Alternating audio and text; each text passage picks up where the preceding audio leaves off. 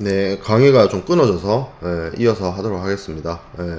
보험 조건과 관련해서는 보험 계약에 있어서 보험자가 보상하는 그 어떤 범위를 조건으로 하는 내용들을 담고 있습니다. 이게 이제 보험 조건이라고 하면 보통 그 신구 협회 적하 약관에 따라서 이 화물보험의 경우에 적용이 되는데 구협회 적하 약관의 경우에는 이 1963년 구협회 적하약관 마지막 개정을 기준으로 AR 전위험 담보 조건 그리고 WA with average라고 하는 분손 담보 조건, FPA라고 하는 단독 회선 부담보 조건이 있습니다.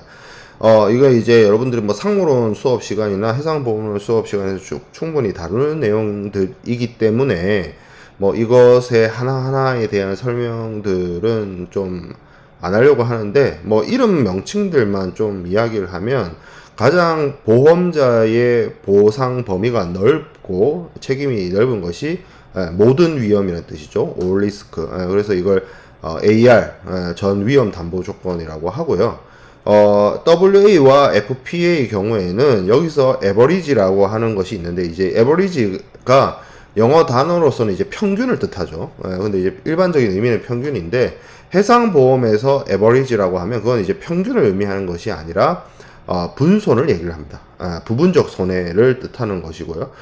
이 부분적 손해에서 어떤 모든 부분적 손해는 아니고, 실질적으로 모든 부분적 손해는 아니고 몇몇 가지 특정 분손, 특정한 부분적 손해를 제외하고는 기본적으로 보험자가 부분적 손해에 대해서 책임을 지지 않는, 그래서 보험자가 그러한 손해로부터 자유로운, 이런 뜻이거든요. 그래서 free from, 그러니까 분손에서부터 보험자가 자유롭다는 뜻에서 쓰는 말이 FPA입니다. free from particular average라는 뜻을 쓰고 있고요. 그러면 분손 중에 매우 특정한 거, 뭐 하재라든지 그런 걸로 인해서 발생되는 분손하고 전손, 그 다음에 추정 전손, 뭐 비용 손해, 뭐 이런 것들만 보험자가 보상하는 것이 FPA이고, 분손을 커버해주는, 보험자가 분손을 보상해준다라고 하는 뜻에서 with, 함께, 뭐와 같이, 뭐 이런 뜻이잖아요, with이. 그래서 average를 같이 가져간다라는 뜻인데, 이렇게만 얘기하면 제가 WA와 FPA 차이가 분손을 해주냐 마냐 이런 차이로 바뀌어지는데, 실무적으로는 WA를 쓸 때 어떻게 쓰냐면, WA의 경우에는 소손해 면책률을 보통 적용을 해요. 그래서 여러분들 뭐 그런 거 있잖아요. 뭐 이게 보험을 들었을 때 보험 목적물의 가치가 굉장히 비싸다라고 했을 때 그 손해가 발생했는데 그게 너무 경미하거나 미미한 수준, 그 아주 작은 금액의 손해액이 발생했다라고 하면 그것은 보험으로 처리하지 않고 피보험자가 스스로 부담케 하는 경우를 얘기를 할 수 있는데, 그렇게 쉽게 말해서 작은 손해, 미미한 손해, 소손해에 대해서는 보험자가 책임지지 않는 방식으로 WA를 씁니다. 그러면 그렇게 그 어떤 비율을 정하게 돼요. 그래서 그 비율이 넘어가는 부분적 손해에 대해서는 보험자가 책임을 진다. 그런 방식으로 사용하는 것이 여기 위에 있는 WAIOP입니다. 그래서 퍼센트를 딱 정해놓고 5%면 5%, 3%면 3%. 그 밑에 것들에 대해서는 보험자가 보상을 해주지 않고 그 이상이 되면 분손에 대해서 보상을 하는 그런 방식으로 적용되는 것이 WA 규정이고요. 그래서 AR, WA, FPA를 쓰다가 1982년에 신보험증권이 나오게 됐잖아요. 그러면서 개정이 협회 적하약관에서 이루어졌고, 그때 따라 들어온 게 ICC ABC입니다. 물론 올리스크하고 ICC-A, WA하고 ICC-B, FPA와 ICC-C가 1대1로 완벽하게 대응되는 건 아니에요. 왜냐하면 실질적으로 여러분들이 해상보험론이나 상무론 수업 시간 때 배우면 알겠지만, FPA의 보험자의 보장 범위와 ICC-C의 보장 범위가 좀 다릅니다. 그 기준도 다르고요. FPA의 경우에는 이것이 분손이냐, 특정 분손이냐, 전손이냐, 추정 전손이냐를 가지고 보험자의 책임 범위를 나누지만, ICC ABC에서는 어떤 위험으로 인해서 목적물에 손해가 발생했냐를 기준으로 놓고 가장 보상 범위가 넓은 경우는 ICC-A, 중간이 B, 그리고 보험자의 책임 범위가 가장 작은 게 ICC-C로 규정이 되어 있습니다. 어쨌든 이런 협회 적하약관 9버전이든 10버전이든 이 6가지 정도가 보험 조건을 결정을 할 때 사용이 됩니다. 그래서 여러분들이 인커텀스 2020을 공부할 때 CIF의 경우에는 매도인이 매수인을 위해서 ICC-C를 들어주면 되는 걸로 되어 있고, CIP의 경우에는 매도인이 매수인을 위해서 ICC-A를 들어주도록 되어 있는 것처럼, 이 보험 조건을 무엇으로 하느냐에 따라서 매도인의 책임이나 매도인이 거기에 대해서 보험 계약에 체결을 위해서 사용되어야 되는 뭐 비용이라든지 이런 부분들이 조금 달라지게 되기 때문에 그러한 차이가 있다라고 생각해 보면 되겠습니다. 그래서 뭐 기본적으로는 뭐 인커텀스의 CIF 기준으로 우리가 놓고 보면 매도인과 매수인 간에 합의를 해서 여기서 나와 있는 뭐 AR이라든지 ICC-A나 이런 것들을 사용해서 보험을 구보할 수 있지만, 기본적으로 CIF의 규정만 놓고 보면, 그러니까 합의를 해서 높은 걸로 높일 수는 있는 거예요. 하지만 기본적으로는 매도인이 최소 부담 원칙, 그러니까 피보험자가 최소 보상을 받는, 보험자가 최소 부담을 하는 ICC FPA나 아니면 ICC-C 조건으로 보험을 부보하는 것이 최소한의 매도인의 의무로서 규정이 되어 있다라고 볼 수가 있겠습니다. 자, 그 다음에 전쟁 위험이 있는데, 전쟁 위험은 기본적으로 보험에서 책임지지 않는 대표적인 면책 위험으로 규정되어 있습니다. 물론 이러한 전쟁 위험들을 보험자로부터 보상을 받고자 한다면 전쟁 위험과 같은 전쟁 위험을 보상받을 수 있는 어떤 뭐 IWC 같은 전쟁 위험 특별 약관을 추가적인 보험료를 내고 특약을 들면 전쟁 위험, 예를 들어서 뭐 적군의 어떤 군함이나 이런 것들로부터 공격받은 것으로 인해서 발생된 손실이나 손해에 대해서 보상을 받을 수 있는 그런 제도나 규정을 두고 있습니다만, CIF에 따라서 매도인과 매수인 사이에서 이루어지는, 매도인이 매수인을 위해서 보험을 들 때에는 이 전쟁 위험과 관련해서는 뭐 의무를 두고 있지는 않습니다. 그렇기 때문에 안 들어줘도 돼요. 하지만 뭐 케이스 바이 케이스로 계약 당사자들 사이에서 당사자 자체의 원칙에 따라서 이 전쟁 위험에 대해서도 보험자가 보험으로부터 보상을 받고자 한다라고 한다면, 이것을 뭐 특약에 의해서 거래 당사자들 사이에서 정해서 특약으로서 해결을 할 수도 있죠. 자, 그리고 이 전위험 담보, 올리스크라는 것이 ICC-AR도 있었고 ICC-A도 있었는데, 이게 많은 오해를 불러일으킵니다. 해상보험을 좀 제대로 공부를 해본 사람들이라면 알겠지만, 이 말 그대로 올리스크라고 해서 세상에 있는 모든 위험이나 이런 손실들을 보험자로부터 보상을 받거나 하는 것은 아닙니다. 기본적으로 올리스크라고 하는, 해상보험에서의 올리스크라고 하는 것은 기본적으로 어떻게 보면 보험자가 어떻게 보면 면책되는, 보험자가 책임지지 않는 면책되는 위험으로부터, 손해로부터 제외한 나머지 것들에 대해서 보상을 해주겠다라는 겁니다. 기본적으로 ICC B나 C, ICC 뭐 WA나 FPA의 경우에는 나열 책임주의라서 특정하게 보험자가 보험 약관에서 쭉 나열되어 있는 손해나 위험으로부터 발생된 손실에 대해서 보상을 하는 것을 원칙으로 하고 있으나, 이 ICC-A나 ICC-AR의 경우에는 이것이 어떻게 보면 포괄 책임주의라서 보험자가 책임지지 않도록 규정되어 있는 면책 내용을 제외하고는 보상을 해주는 그런 방식이 되겠습니다. 그래서 뭐 MIA 기준으로 놓고 봐도, MIA가 이제 영국 해상보험법이라고 하는 보험의 가장 유명한 어떤 준거법이 될 텐데요. 이 규정에 놓고 보더라도, 예를 들어서 피보험자의 어떤 고의적인 행위가 있었다든지, 화물 그 자체가 문제가 있는 화물 고유의 하자나 뭐 성질이라든지, 아니면 물품의 어떤 자연 감소, 뭐 증발이라든지 뭐 이런 것들이 있죠. 그리고 딜레이에 의해서 발생되는 손해. 이게 무슨 얘기냐면, 항해가 지연이 돼서, 만약에 항해가 지연이 된 거 자체는 어떻게 해결이 될 수 있는데, 지연됨으로 인해서 발생되는 부수적인 손실들이 있어요. 예를 들어서, 지연이 되는 바람에, 뭐, 어떤, 그 화물에 변질 손상이 발생을 한다든지 뭐 이런 것들의 경우에는 이게 이제 일종의 간접 손해에 해당이 돼서 보험자가 보상을 안 해주고 있습니다. 이런 것들은 아무리 ICCA나 ICCAR로 보험을 부부하더라도 보험자가 책임을 지지 않는 그런 면책 위험들이 되겠어요. 자, 그 다음에 보험 기간은 기본적으로 선적할 때부터 양육시까지로 되어 있었습니다. 언제?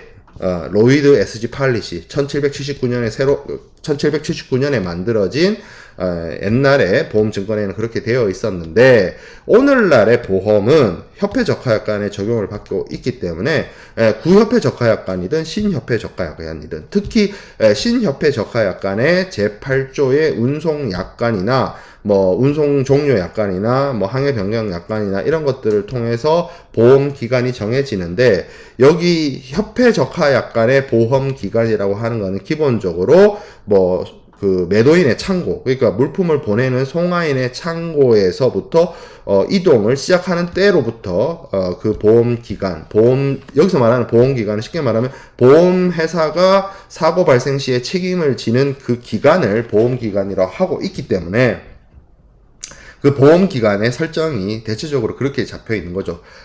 물품의 운송 출발부터. 그러니까 물품의 운송 출발을 위한 이동부터가 시작이 되기 때문에 어떻게 보면 항구에서부터 항구까지 를 의미하진 않는 거죠. 그리고 최종 목적지에서도 뭐 여러 가지 ICC 제8조에서는 운송에 대해서 운송의 형태나 이런 것들을 고려해서 보험자의 책임 기간이 이 보험 기간의 종료 시점을 한 4가지 정도로 규정을 하고 있어요. 뭐 시기에 따라서 양육 후 60일이라든지 뭐 그런 규정도 있고 아니면 최종적으로 목적지에서 화물의 배분이 되거나 뭐 화물이 뭐 이렇게 되는 것 뭐 보관을 위해서 컨테이너가 사용되거나 몇 가지 4가지 경우를 얘기를 하고 있는데 어찌 됐든 제가 얘기하고자 하는 바는 뭐냐면, 보험의 커버는, 실질적으로 육상 구간까지 다 커버를 하고 있다는 점입니다. 그러면 몇 가지 문제점이 드러나는 부분이 있죠.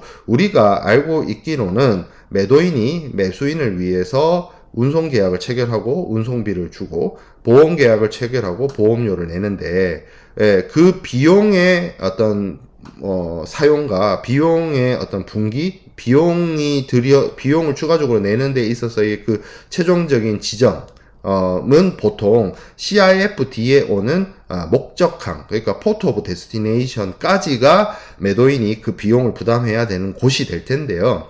이 오늘날의 보험 계약이라고 하는 협회적 하약관에 따르면 그 Port of Destination을 넘어서서 어떤 최종적인 물품의 보관 창고라든지 뭐 이런 곳까지 보험 기간이 확장되는 것이죠. 쉽게 말하면 다시 얘기하면 매도인이 보험료를 내는데 그 보험료의 비용 부담은 목적항까지면 CIF 상으로는 되지만 실제 보험회사와 체결하는 보험 계약의 내용을 들여다보면 이 매도인이 매수인을 위해서 들여주는 보험상에서의 보험자의 책임이 최종 목적항을 넘어서는 어떤 구간까지도 확장되어 있다는 점입니다. 이것 또한 뭔가 그 인커텀스가 얘기하는 CIF의 내용과 실제 실무에서 해상보험을 통해서 적용되는 부분이 괴리가 발생하는 거죠.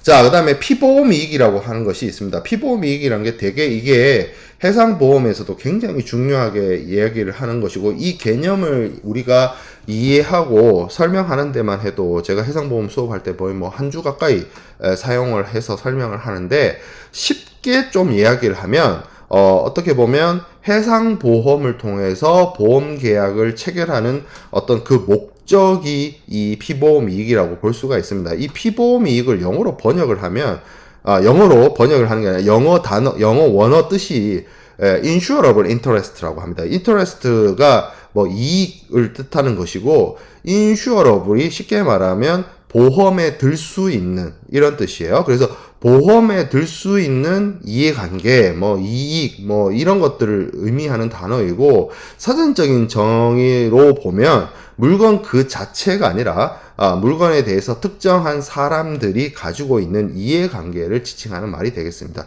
그러니까 쉽게 말하면 어떤 물건이 있다라고 하면 우리가 보통 이야기를 할 때 쉽게 얘기할 때는 이 물건을 보험에 든다라고 얘기를 하는데, 그 물건 그 자체를 피보험이익이라고 하는 것이 아니라 이 물건에 대해서 내가 이 물건의 소유주라고 한다면 이 물건에 대해서 내가 소유권을 획득하고 있는 것이죠. 그리고 이 소유권은 이 물건에 대해서 이 물건이 가지고 있는 가치만큼의 어떤 경제적인 뭔가 이익이 있다고 볼 수 있습니다. 내가 예를 들어서 100만원짜리 물건이 있어요. 100만원짜리를 샀어요. 그리고 새 거예요. 새 물건이에요. 감가상각이 안 일어났다는 얘기죠. 이 100만원짜리 물건에 대해서 내가 소유를 하고 있다면 나의 소유권은 100만원인 거죠. 그러니까 여기서 말하는 피보험 이익이라는 거는 그 100만원짜리 물건 그 자체를 보험에 들겠다는 것이 아니라 내가 그 물건에 대해서 경제적 이해관계, 즉 다시 말하면 가지고 있는 소유권. 그러면 제가 아까 얘기했다시피 제가 이 물건에 대해서 가지고 있는 소유권의 금전적 가치는 얼마죠? 100만원이죠. 예, 제가 이 물건에 대해서 가지고 있는 경제적 이해관계인 이 100만원을 소유권의 가치인 100만원을 보험에 부과하겠다. 이게 여러분들 해상보험론 수업을 들은 친구들은 확 이해가 될 텐데, 해상보험론 수업을 듣지 않은 친구들은 좀 이해가 어려울 수 있는 개념입니다. 물건 그 자체가 아니라 물건과 사람 사이에 이루어져 있는 어떤 이해관계, 요거를 보험에 들겠다라는 것이죠. 이게 어떤 결과를 초래하냐면, 물건 그 자체를 보험에 들면 물건 그 자체가 멸실되거나 손상되었을 때 보험회사가 그 물건 그 자체를 원상복구시켜야 된다는 의미를 가지고 있습니다. 하지만 그건 어려워요. 현실적으로 뭐 그 물품이 특정물이거나 그런 경우에 더더욱이나 어렵죠. 근데 보험 계약의 대상을 그 물건이 아니라 그 물건에 대해서 내가 가지고 있는 경제적 이해관계라고 하면, 그것이 100만원이라고 치면 이 물건이 파손이 되거나 손실되어서 만약에 없어지거나 했을 때 내가 그 물건에 대해서 가지고 있었던 경제적 이해관계인 100만원의 감액이 발생하는 거죠. 감소가 발생하는 거죠. 만약에 그 물건이 완전히 파손이 되었거나 분실이 되었다면 내가 가지고 있었던 100만원의 가치가 0원이 될 것이고, 그 물건이 반쯤 파손이 됐다라고 한다면 내가 가지고 있었던 이해관계가 100만원에서 한 50만원 정도로 감액이 이루어질 겁니다. 그러면 그 줄어든 100만원 내지는 50만원 정도를 금전으로 보험회사가 보상을 해줄 수 있는 시스템이 보험이라는 거예요. 제가 굉장히 한 3, 4분 만에 해상보험에서 가장 중요하게 다뤄지는 개념이자 가장 어려운 이해를 요구하는 개념인 피보험 이익에 대해서 간략하게 설명을 했습니다. 이 부분은 제가 뭐 해상보험론 수업 시간에 엄청 자세하게 다루기 때문에 우리가 계약론 수업 시간에서는 이 이상으로 다루기는 어려워요. 하지만 피보험 이익이라는 게 보험 계약을 체결하는 데 있어서는 굉장히 중요한 소재이고, 결국에는 매도인이 매수인을 위해서 보험을 들어줄 때 피보험 이익은 중요한 점은 뭐냐면 물품이 있죠. 매매 계약을 하고 이 물품을 사고 팔기 때문에 그 대상이 되는 물품이 있습니다. 계약 물품. 이 물품에 대해서 보험을 들 것이고, 매도인이 처음에는 자기가 이 물건에 대해서 소유권을 가지고 있기 때문에 자기가 보험을 들어요. 근데 우리가 알다시피 매매 계약이죠. 우리가 매도인이 입장에서는 이 물건을 자기가 처음에는 소유를 하고 있다가 매수인에게로 소유권이 넘어간단 말이에요. 그러면 무슨 얘기냐면, 내가 A라는 물건에 대해서 소유권을 가지고 있었을 때는 피보험이익이 있어요. 내 거니까. 내가 소유를 하고 있기 때문에 보험을 들어요.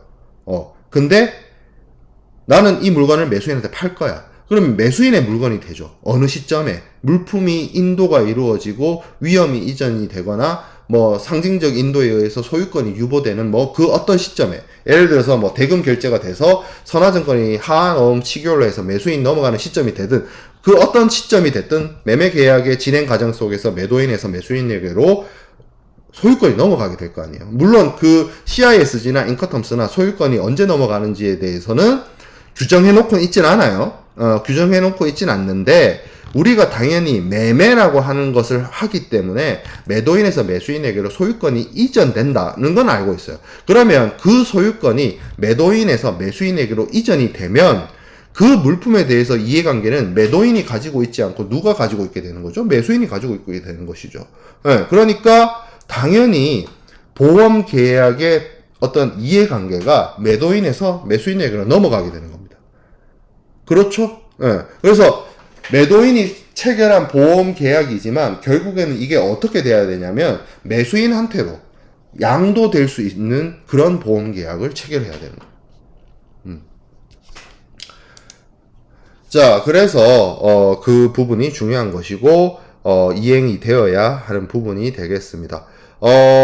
일단 어느 정도 보험 계약과 관련된 내용들은 우리가 쭉 살펴보았고 그 이어서 또 살펴봐야 될 부분이 CIF의 매수인의 의무에 대해서 살펴봐야 되겠죠. 그래서 인커텀스 2020 상의 매수인의 의무를 조금 살펴보면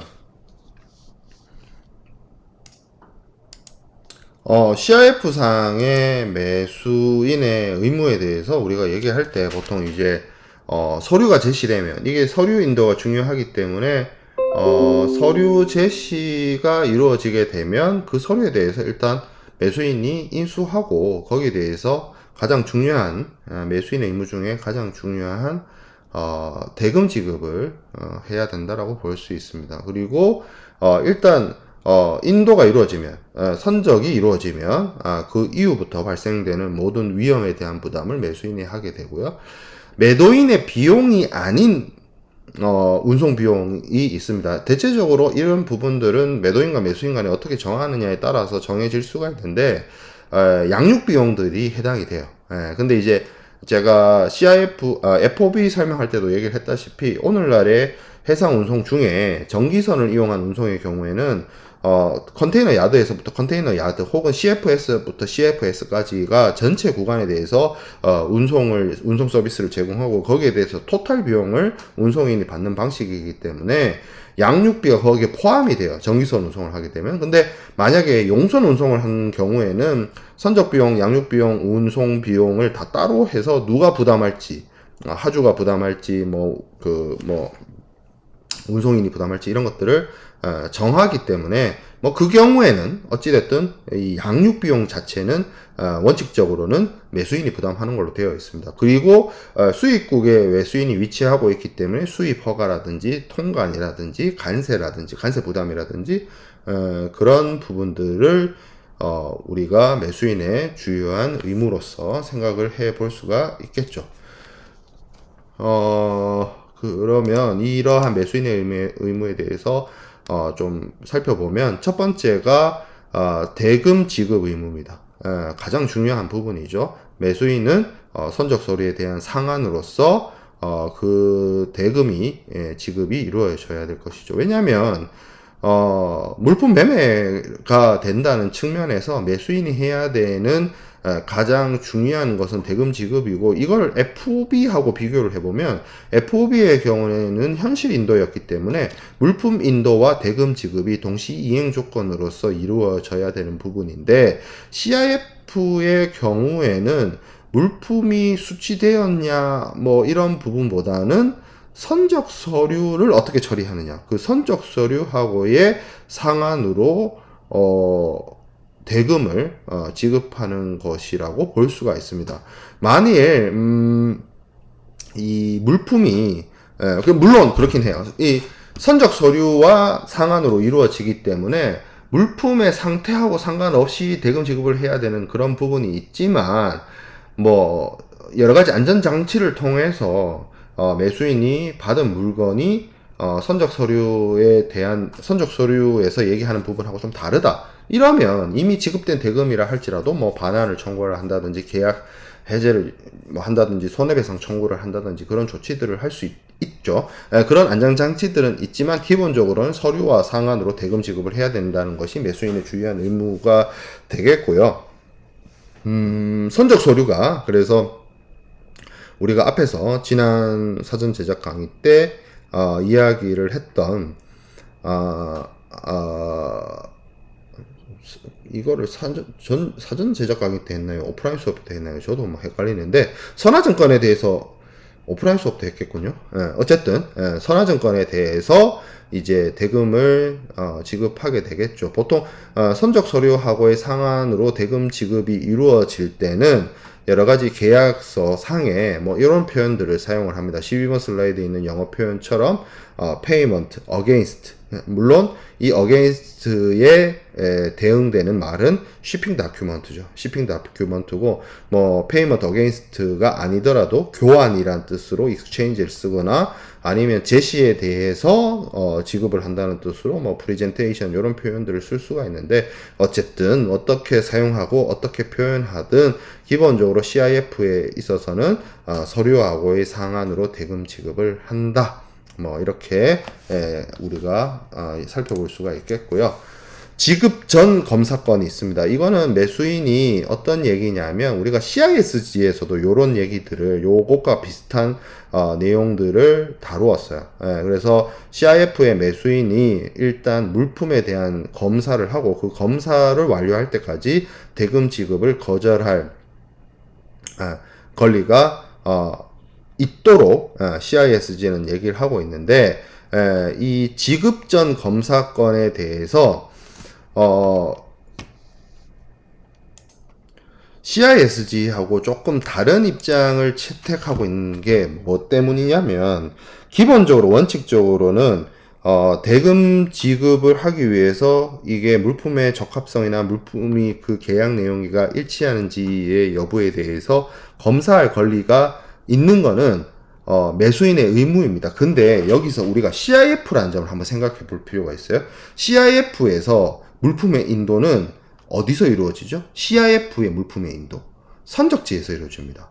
그러니까 다시 얘기하면 위험 부담과 비용 부담과 물품의 인도가 양육지 목적항, 포트 오브 데스티네이션이 아니고 CIF도 선적지 매매이고 포트 오브 시먼트에서 그 과정이 일어난다는 거예요. 그러면 쉽게 말하면 무슨 얘기냐면, 선적항에서 물품을 본선 적대할 때까지의 품질에 대해서 매도인이 책임을 지고, 선적 이후의 품질의 변화라든지, 물론 그것이 물품 자체가 처음부터 하자가 있거나 불량품이면 매도인도 책임을 벗어날 수는 없죠. 하지만 운송 중에 화물이 멸실이 되거나 운송 중에 품질이 저하되거나 운송 중에 뭐가 문제가 생기는 거에 대해서 그 위험 부담과 책임이 매도인한테 있는 게 아니라 매수인한테 있어요. CIF는, FOB도 그렇지만. 그렇기 때문에 이 물품이 목적지에 도착해서 완전한 상태의 물건인지를 살펴보고 돈을 주겠다라고 매수인이 얘기를 하면, 이거는 CIF의 그 정신에 맞지 않는 게 되는 거예요. 그러면 이걸 어떻게 해야 되냐면, CIF의 경우에는 보통 매도인의 기준에서 선적 시까지의 품질만 상태가 좋으면, 굿 상태이면 문제가 없기 때문에 대체적으로 여기 지금 13번 슬라이드에서 얘기하고 있는 것처럼 선적점 검사, PSI라고 하는 선적점 검사를 통해서 어느 정도 품질에 대한 어떤 수량이나 뭐 이런 중량이나 뭐 성분이나 이런 것들을 확인을 하는 것이고, 그리고 기본적으로 CIF가 전통적으로 우리가 운송인이 선화증권을 발행을 하고 선화증권을 이용해서 상징적 인도를 하는 거잖아요. 그러면 우리가 선화증권을 설명할 때 제가 얘기했던 것처럼 운송인이 기본적으로 화물의 외관 상태에 대해서 살펴보기 때문에 그걸 믿고 그것을 신뢰하고 그렇게 해서 발행된 선화증권에 대해서 대금을 상환하는 것이 CIF의 정신이에요. 그래서 이 부분이 사실은 왜 교수님 CISG에서는 대금 지급할 때까지 검사할 때까지 대금 지급 안 해도 되고 인수 안 해도 되고 뭐 이렇게 얘기를 했던 것 같은데, 왜 CIF는 다른 이야기를 합니까? 라고 하면, 물론 원칙은 원칙인데 CIF에서의 물품의 인도와 이렇게 매도인과 매수인 사이에서의 어떤 분기가 어디를 기준으로 나뉘는지를 생각을 해보면, 목적지 도착해서 창고에 와서 매수인이 자기가 검사를 해보고 나서야 물건을 돈을 주겠다라고 하면, 이거는 매도인으로 하여금 목적 한 가지의 품질을 개런티하게 만들겠다는 거기 때문에 CIF의 정신하고는 좀 안 맞는 거죠. 물론 뭐 이것도 뭐 CIF 말은 CIF인데 뭐 당사자들 사이에서 합의를 해가지고 뭐 하겠다 하면 그건 뭐 불가능한 건 아닙니다만 원칙적인 CIF는 그렇다는 거죠. 자, 계약 불이치 물품에 대한 지급 의무. 보통 물품이 계약과 일치하지 않는다 할지라도 이게 이제 CIF의 어떤 모순점이라고도 볼 수 있고 한계라고도 볼 수 있는 점이긴 한데, 매수인의 입장에서는 서류가 계약 내용과 일치하면 원칙적으로는 대금 지급을 해야 됩니다. 그렇지만 서류가 완벽해서 대금 지급을 했는데 실제 도착한 물품이 상태가 안 좋을 수 있죠. 물품이 계약과 불일치할 수 있죠. 아니면 서류하고도 불일치할 수 있죠. 그런 부분에 대해서는 당연히 손해배상을 청구할 수 있고, 그 불일치의 정도가 심하다면, 뭐 예를 들어서 물품 매매 계약의 어떤 컨디션을 건드리는 아주 본질적인 위반에 해당이 된다면 물품 거절 혹은 계약 해제, 뭐 이미 지급된 돈에 반하는 당연히 수행이 되어야 할 부분입니다. 근데 예를 들어서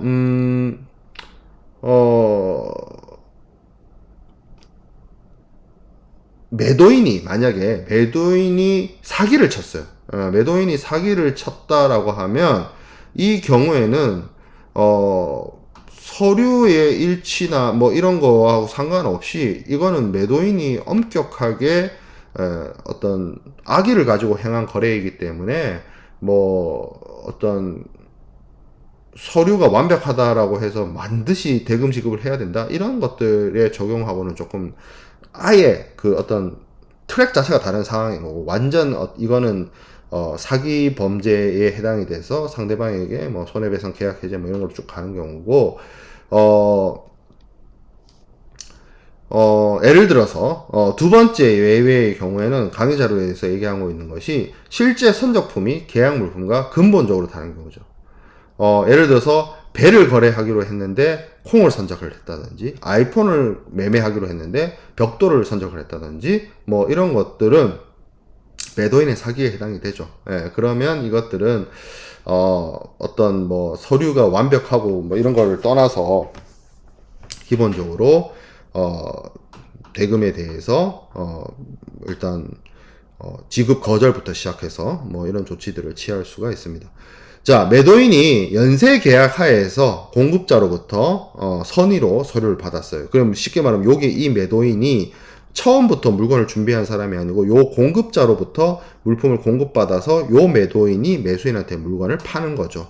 그래서 이것이 뭐 검사로부터 어떤 선적된 물품과 선화증권 서류상에 표기된 내용하고의 차이점이 뭐 검사를 할 때 운송인이 살펴봤을 때 안 나타났다가 이거를 예를 들어서 콩을 담고 있는 상자에 대해서 이걸 철자를 잘못해가지고 운송인이 뭐 이렇게 적었어요. 이거는 오기를 한 거죠. 쉽게 말하면 오기에 의해서 한 거기 때문에 선화증권에 대해서는 문제를 삼기 어려워요. 그래서 보통 이런 어떤 운송인이 포장상에 어떤 물품이 들어있는지를 확인을 할 수가 없는 경우에는 제가 선화증권 때 선화증권을 설명하면서 이야기를 했던 부지 약간 언론 클로스를 둬서 운송인은 빠져나가고 있습니다. 뭐 이런 부분들 살펴볼 수가 있죠. 물론 가장 좋은 거는 되도록이면 계약 내용과 일치하는 서류를 넘기고 그 서류를 믿고 신뢰해서 매수인은 대금 서류와의 상한으로 대금 지급을 하면 좋을 것이나, 가장 문제가 되는 것은 대금 지급을 어떻게 보면 서류가 완벽하다면 매수인 입장에서는 거절할 수가 없기 때문에 그거에 대한 어떤 그걸 노리는 그렇죠. 그걸 노리는 악이 있는 사람들이 조금 문제가 될 수 있다. 이런 경우죠. 이런 경우. 자, 서류의 일치성. 계약과 일치하지 않는 서류를 제공하는 경우에 어떤 것이냐. 문면상 일치를 하지 않는 경우이거나, 아니면, 서류 자체가 뭔가 문제, 하자를 담고 있거나 하는 경우가 있습니다. 문면상 일치하지 않는 경우에는 뭐 예를 들어서 선화증권이 언클린이 아닌데 클린하다라고 썼다거나, 아니면 선적 기간이 5월 15일부터 30일까지인데 뭐 5월 초에 선적된 것처럼 표기를 한다거나 하는 경우가 실질적인 어떤 실무 이행과 서류의 내용이 일치하지 않는 그런 경우가 될 것이고요. 서류가 뭔가 허위로 작성되거나 표시된 경우도 이것이 선화증권이 가짜 서류로서 할 수 있는 부분이죠. 이런 경우가 다 문제가 되는 것이고, 이 두 가지 모두 다 매수인으로 하여금 어떤 거절권을 줍니다. 주고 이 거절권을 행사할 수 있지만, 뭐 실제 서류가 먼저 도착을 하기 때문에, 보통은 서류가 먼저 도착을 한단 말이죠. 그러면 아니죠. 그러니까 그 서류가 먼저 도착하는 경우도 있고 선박이 먼저 도착할 수도 있겠지만, 일단 원칙적으로는 이게 CIF가 서류 매매이기 때문에 서류가 먼저 와서 서류가 완벽한 상태라고 한다면 매수인은 대금 지급을 해야 된단 말이에요. 근데 나중에 시간이 지나보고 나서 이것이 어떤 하자가 있다거나 아니면 이게 가짜이거나 이것이 밝혀졌어요. 그러면 이것을 매수인이 어떻게 보면 자신의 권리를 되찾기 위해서 뭔가 구제를 해야 되는데, 그런 부분들이 조금 어려운 측면이 없지 않아 있습니다. 이제 일단 계약 상대방에게 계약 위반에 대한 부분을 뭐 손해배상을 청구하고 계약 해제를 선언하고 뭐 이렇게 넘어가는데, 사실 아까 요 앞에 페이지에서 뭐 콩을 선적하고 배라고 바꾼 거거나 아니면 뭐 선적일을 허위로 표시하거나 이렇게 해가지고 사기를 치는 거잖아요. 매도인이 쉽게 말하면 서류 거래가 가지고 있는 어떤 맹점을 이용해서 서류가 완벽하다라고 하면 매수인이 대금 지급을 해야 되기 때문에 그러한 맹점을 파고들어서 매도인이 이런 걸로 장난을 쳤을 때 매수인이 그걸 나중에 뒤늦게 알게 됐어요. 그러면 손해배상 계약 해제 뭐 이렇게 쭉 갈 텐데, 그렇게 하려면 그 사람이 계속 있어야 그거를 뭐 통지를 하고 법원에서 만나요를 할 수 있지만, 이 정도 사기 쳤으면 사기 쳤는 것이 드러날 때쯤 되면 뭐 연락 두절 아니겠어요? 그렇죠. 그런 경우에 어떻게 매수인이 보상받을 수 있는 것이냐에 대한 문제가 있을 수 있겠죠. 자, 운송 중에 물품의 멸실에 대해서는 뭐 이루어질 수 있죠. 그런데 매도인은 서류 제공해야 됩니다. 그래서 뭐 이런 일들이 일어난다고 해서 매도인이 서류 제공 의무를 소멸시키지 않고 제 서류를 제공해야 되는 것이고, 실제 물품이 없어졌다 할지라도 매수인도 거기에 대해서 대금 지급을 해야 돼요. 아니 물건이 없어졌는데요. 물건이 없어졌던 거는 물건이 없어진 거고 서류는 있잖아요. 서류 제공하고 거기에 대해서 대금 지급 의무 있습니다. 이건 말이 안 되지 않나요? 괜찮아요. 우리는 뭐가 있어요? 보험이 있죠. CIF는 보험을 무조건 매도인이 매수인을 위해서 보험 들잖아요. 근데 그 보험 든 물건이 운송 중에 없어졌어요. 물품 인도가 안 되는데요? 물품이 전달이 안 되는데요? 그건 상관없죠. 일단 서류 넘겨주고 돈 주면 되죠. 그런 다음에 매수인은 뭐 하면 되죠? 그 받아온 서류에, 대금 지급을 하고 받아온 서류에 보험 서류가 있잖아요. 그 보험 서류 들고 누굴 찾아가면 돼요? 보험회사를 찾아가면 되죠. 그리고 보상을 받으면 되는 겁니다. 그렇기 때문에 운송 중 물품의 멸실의 경우에도 매도인의 서류 제공, 매수인의 서류와의 상한으로의 대금 지급을 안 하게 할 이유가 없다라는 것이죠. 자, 매수인이 대금 지급을 해야 되는 건 너무나 당연한 것이고, 대금 지급과 관련해서 몇 가지 이제 맹점들, 서류를 가지고 사기를 친다든지 뭐 이런 문제들에 대해서 우리가 조금 더 이야기를 해보았고, 매수인이 해야 되는 또 다른 의무가 물품이 본선 적재가 이루어지고 인도가 이루어지면 그 이후부터의 발생되는 위험과 비용을 매수인이 부담하도록 하고 있는데, 이 부분에 대해서는 우리가 오프라인 수업에서 나머지 부분, CIF의 나머지 부분에 대해서 이어서 진도를 나가도록 하겠습니다.